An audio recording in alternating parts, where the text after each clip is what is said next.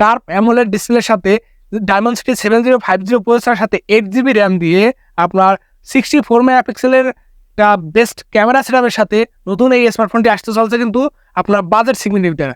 Hey everyone, welcome to ABTechnews। আর আজকে আপনাদের সামনে নিয়ে আসছি আপনার Oppo Reno 10 5G এই ফোনটার রিভিউ, ফুল রিভিউ। এই ফোনটা ফুল রিভিউ নিয়ে আসছি, তো অবশ্যই সবাই স্কিপ না করে সম্পূর্ণ ভিডিওটা দেখবেন, কারণ এখানে আমি খুঁটিনাটি বিষয় এখানে আপনাদের ধরিয়ে দেওয়ার চেষ্টা করেছি এবং আপনার এই ফোনটা কি আপনার নেওয়া ঠিক হবে, এই ফোনটা কেমন থাকছে, এই ফোনটা কোথাও কোনো সমস্যা আছে কিনা, এই ফোনটা নিয়ে আমি ডিটেলসে আলোচনা করবো। তো অবশ্যই স্কিপ না করে সম্পূর্ণ দেখবেন এবং ভিডিওটা যদি এখন পর্যন্ত লাইক না দিয়ে থাকেন তাহলে প্লিজ লাইক দিবেন এবং চ্যানেল নতুন হলে সাবস্ক্রাইব করে দিয়ে পাঠিয়ে দেবেন। তো চলুন দেখে নেওয়া যাক যে এর আপনার বডি ফ্রেমের কি থাকছে। এখানে থাকছে আপনার 8mm থিকনেস থাকছে এবং 185 গ্রাম ওজন এবং কর্নিং গরিলা গ্লাসের প্রোটেকশন থাকছে। এছাড়াও ফ্রন্টে এবং ব্যাক সাইডে আপনার কর্নিং গরিলা গ্লাসের প্রোটেকশন থাকছে, যেটা আপনার ABTCTD মানে DT স্টার 2 এই গ্লাসটা সাপোর্ট থাকছে। এটা কেমন পারফরমেন্স করছে এটা আসলে অতটাও বেশি একটা ভালো না। কর্নিং গরিলা গ্লাস 5 মতো অতটাও কিন্তু পাওয়ারফুল না, তবে কর্নিং গরিলা গ্লাস 3 থেকে বেটার ডিল হতে পারে। তো গ্লাসের প্রোটেকশনটা আপনারা ভালো পাচ্ছেন। এছাড়াও যদি বক্স আপনার এই ফোনটার বডি ফ্রেম আরও দেখেন যে এই লুকিংটি কিন্তু অসাধারণ একটি লুকিং, যেটা ব্যাক সাইডের লুকিংটা যথেষ্ট ভালো মানে প্রিমিয়ামনেস এটাতে কিন্তু থাকছে। এছাড়াও আপনার 5 ডিসপ্লের সাথে আপনার কার্ভ অ্যামোলেড ডিসপ্লে, এটা তো আরও ভালো লুকিং, তো বেশ ভালো মানে কিন্তু এর লুকিংটা থাকছে। তো ব্যাক সাইডের লুকিংটাও অসাধারণ এবং পাতলা ফোন, যেটা একটি লাইট ওয়েট একটি স্মার্টফোন, যেটা এই বাজার সেগমেন্টে আপনাদের জন্য একটি ফ্ল্যাগশিপ ফোন, যেটা আবার লাইট ওয়েট, তো একটি কম্প্যাক্ট সাইজের বললেই চলে।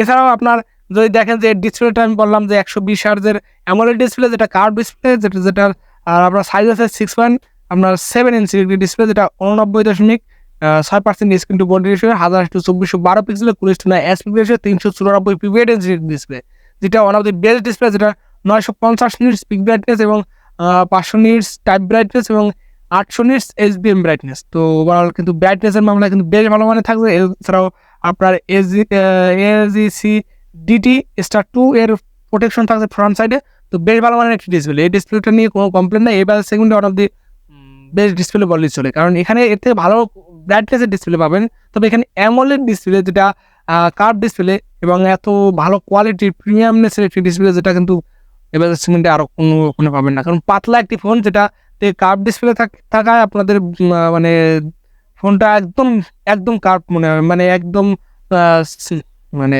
সিনভেজেল নেই এবং বেশ ভালো মানে। এবং এখানে যদি আপনারা মাল্টিমিডিয়া কনজাংশন করেন তাহলে কিন্তু এখানে কিন্তু যে প্রিমিয়ামনেসটা বা একটা ফিলিং পাবেন, সেটা কিন্তু বেশ ফ্ল্যাগশিপ মানের একটি ফিলিং পাবেন। আর আপনার কার্ভ ডিসপ্লে এবং পাঞ্চুয়াল সেন্টারে থাকছে, তো এই ডিসপ্লেটা যদি আপনারা কোনো ধরনের কোনো কমপ্লেন না থাকারই কথা।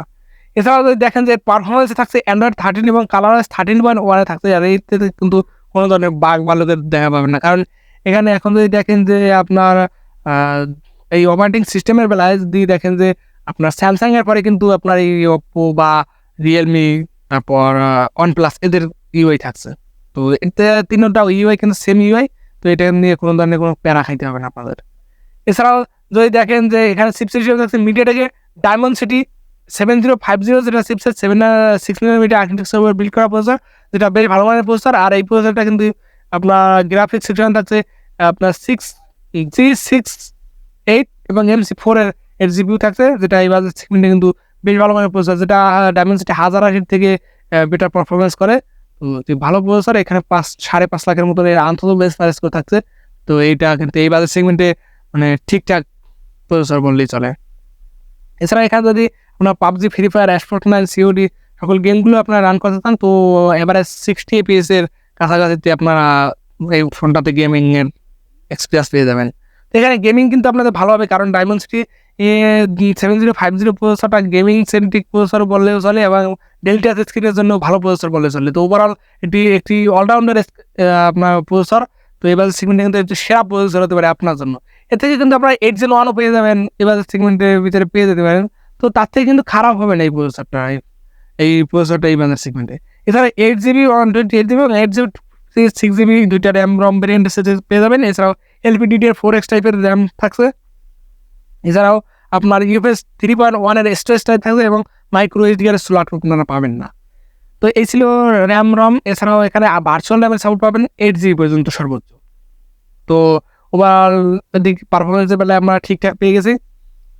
এছাড়াও ক্যামেরাতে যদি দেখেন 64 মেগাপিক্সেলের একটি মেইন সেন্সর থাকছে, যেটা থাকছে আপনার 1.7 অ্যাপারচারের একটি সেন্সর, আর যার সাথে থাকছে আপনার 32 মেগাপিক্সেলের একটি টেলিফটো জুম লেন্স এবং 8 মেগাপিক্সেলের একটি আল্ট্রাওয়াইড সেন্সর। তো এবার সেগমেন্টে কিন্তু টেলিফটো জুম লেন্স আপনারা পেয়ে যাচ্ছেন। তো কি বলবো, তো একটি ভালো মানের ক্যামেরা সেটআপ আপনাদের এখানে ব্যবহার করা হয়েছে। আর আপনার 64 মেগাপিক্সেলের ক্যামেরা সেটআপ দিয়ে এখানে কিন্তু আপনারা মানে ভালো ভালো সুন্দর সুন্দর ছবিগুলো আপনারা এখান থেকে ক্যাপচার করতে পারবেন। আর এই ছবিগুলো যদি আপনারা দেখতে চান তাহলে অবশ্যই আমাদের ফেসবুক গ্রুপে অবশ্যই আপনারা এর মানে অরিজিনাল কোয়ালিটির ফটোগুলো আপনারা পেয়ে যাবেন। তো অবশ্যই ফেসবুক গ্রুপের লিঙ্ক দেওয়া আছে আমাদের ডিসক্রিপশন বক্সে, তো অবশ্যই আপনারা চেক করে আসতে পারেন এই ছবিগুলো কেমন আসছিল। তো ক্যামেরা পারফরমেন্সটা আমাদের ফেসবুক আপনার গ্রুপে থাকবে, তো সেটা অবশ্যই আপনারা ওখান থেকে চেক করে নেবেন। এছাড়াও আপনার 32 মেগাপিক্সেলের একটি সেলফি ক্যামেরা থাকছে, যেটাও বেশ ভালো মানের। এই বাজেট সেগমেন্টে অনেক বেস্ট ক্যামেরা সেন্সর ব্যবহার করা হয়েছে। তো ক্যামেরা নিয়ে এখানে কোনো ধরনের কোনো কমপ্লেন করা যায়নি। এবং এখানে সর্বোচ্চ 1080 ইপিএস এবং 4K 30 ইপিএস পর্যন্ত ভিডিও রেকর্ডিং করার সাপোর্ট পাবেন। তো 4K 60 ইপিএস ভিডিও রেকর্ডিং এর সাপোর্টটা থাকছে না। এছাড়াও ফ্রন্ট ক্যামেরা কিন্তু 1080 ইপিএস ভিডিও রেকর্ডিং এর সাপোর্টটা পেয়ে যাবেন। তো আপনাদের এখানে কিন্তু কোনো ধরনের ইএমআই মানে ওয়াই এর সাপোর্ট থাকছে না, ইএ এর সাপোর্ট থাকছে, যেটা ঠিকঠাক কাজ করতেছিল। এছাড়াও আপনার এখানে ডুয়েল স্টোরেজ স্পিকার রয়েছে এবং লাউড স্পিকার, সেটা বেশ ভালো মানের সাউন্ড কোয়ালিটি পেয়ে যাবেন। এছাড়াও আপনার 3 ইঞ্চি জ্যাকের সাপোর্ট পেয়ে যাবেন না। এছাড়াও কানেক্টিভিটিতে যদি দেখেন ওয়াইফাই 6 এর সাপোর্ট থাকছে, ডুয়েল ব্যান্ড হটস্পট সাপোর্ট থাকছে, ব্লুটুথ 5.3 এর সাপোর্ট থাকছে, আপনার GPS, NFC, USB type C port, OTG এবং আপনার আয়ার ব্লাস্টার সাপোর্ট পর্যন্ত থাকছে এখানে। এছাড়াও আপনার বডি ফ্রেমে থাকছে আপনার ব্যাটারিতে থাকছে আপনার লিথিয়াম পলিমার নন রিমুভেবল একটি 5000 mAh এর ব্যাটারি, আর যার সাথে থাকছে 67 ওয়াটের একটি ফাস্ট চার্জার, আর রিভার্স চার্জিং এর সাপোর্ট থাকছে এখানে। তো এখানে PD3 67 ওয়াটের একটি ফাস্ট চার্জার সাপোর্ট থাকছে, যেটা আপনার 40-45 মিনিটের ভিতরে এটা ফোনটাতে ফুল চার্জ করে দেবে। 40 মিনিটের আশেপাশে সময় লাগবে। তো PD3 চার্জার দিয়ে কিন্তু আপনারা ল্যাপটপে চার্জ করতে পারবেন। তো PD3 চার্জার নিয়ে যদি আপনারা ডিটেলসে জানতে চান তাহলে অবশ্যই আমাদের ফেসবুক পেজে এই রিলেটেড ভিডিও আছে, তা আপনারা অবশ্যই চেক করতে পারেন। তো এই ছিল এর ব্যাটারি কনফিগারেশন। এছাড়াও আপনার এখানে কালার হিসাবে থাকছে সিলভার গ্রে এবং এলসি ব্লু।